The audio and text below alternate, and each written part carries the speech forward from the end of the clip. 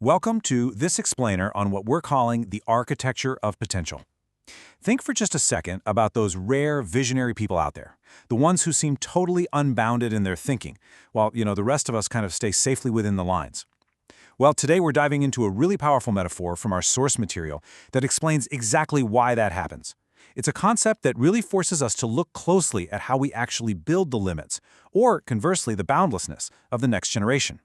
If you've ever wondered how human potential is shaped, you're going to find this absolutely fascinating. Let's get right into it. We're going to start with a very simple physical reality. Think about the ancient art of weaving. In weaving, the dimensions of the frame you're using strictly dictate and limit the ultimate size of the carpet.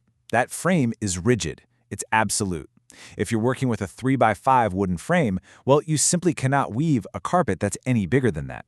The physical structure literally constrains the outcome, and it really doesn't matter how much extra yarn you happen to have lying around. The size of the frame definitively dictates the size of the carpet being woven. It's a hard boundary. Now keep that image of the rigid wooden loom in the back of your mind as we talk about how this applies to us.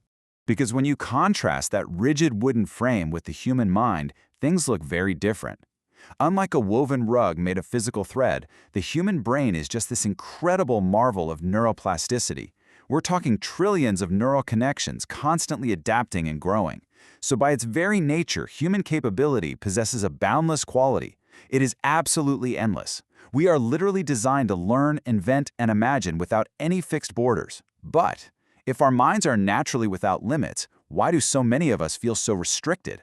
Why do we go through life operating as if we're confined to a specific size or shape? And that brings us to the core argument here. Just as that wooden frame dictates the exact size of the rug, we possess a psychological architecture that limits what we think we can achieve. It's wild to think about, but the physical reality of the weaver's loom maps perfectly onto the mental architecture of the human mind. Instead of wood and nails, we build these invisible structures around our otherwise boundless potential. We are fencing in what we believe is possible, not just for ourselves, but for the people around us too. So you're probably wondering, what exactly is this invisible human frame made of?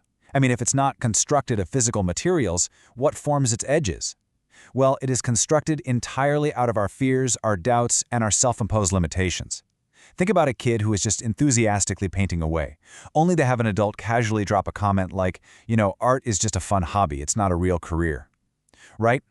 Every single time a child internalizes a fear like that, or every time they're handed a doubt about their own abilities, a brand new piece of this invisible frame goes up. These mental barriers act exactly like the rigid edges of the loom, boxing in that naturally endless capability. And this cognitive architecture, it certainly doesn't just pop up overnight. It's built continuously through our formative early experiences. The foundation is poured way back in those vulnerable early years, and then, all throughout childhood and adolescence, these boundaries just accumulate, day by day, experience by experience. In fact, by the time a person reaches age 19, this psychological frame of mind has largely taken its definitive shape. Just think about that. That is 19 consecutive years of continuous, daily construction that ultimately determines the exact dimensions of a person's potential for the rest of their adult life. Which begs the question, who are the architects here? Who's actually out there swinging the hammers? Well, it's a collective effort, split almost equally. During those crucial 19 years, the builders are the parents, the teachers, the child themselves, and yeah, for sure, even those friends who convinced them to make highly questionable choices during recess. Every single expectation set by a parent, every passing piece of feedback from a teacher, every social dynamic with peers, they all collectively build this frame of mind. We are all co-architects of the next generation's mental boundaries. And this brings us to a really stark crossroads, especially when you think about your own role in this construction process, whether you're an educator, a mentor, or a parent. There are two very distinct paths we can take. On one side, we can actively nurture that boundless capability, right? We can enable endless opportunities and encourage them to weave as large a carpet as they can possibly imagine. But on the other side, we constrain them. And a very common, honestly, kind of insidious way we do this is by restricting them under the guise of practicality. We push them toward a secure, well-paying job at the absolute expense of their actual passions. We intentionally build their frames smaller just to make absolutely sure they fit into this predictable, historically acceptable mold. So I want to leave you with the core challenge of this entire explainer. Let this really sink in for a moment. Are you enabling a child to seek out endless opportunities, or are you just constraining them under the guise of securing a well-paying job?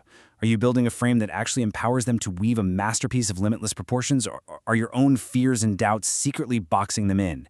It's a profound question about how we shape the future, and it's one I really want you to consider long after this explainer wraps up. Thanks so much for learning with me today.